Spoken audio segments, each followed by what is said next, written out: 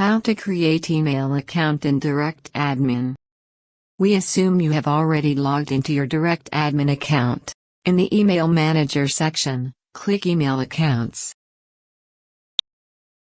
You can create new email accounts and manage your existing email accounts from this interface. Click Create Account. Create username and password of new email account in the text input boxes provided.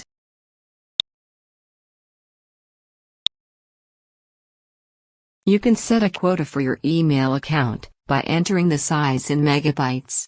You can also check this box and set the limit up to the maximum available space. You can set a limit on sending emails also.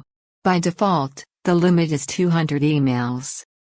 Once ready, click Create Account. Success!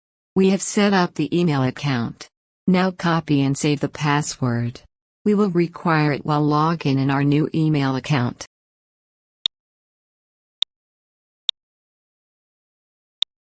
Here is the new email account we just created.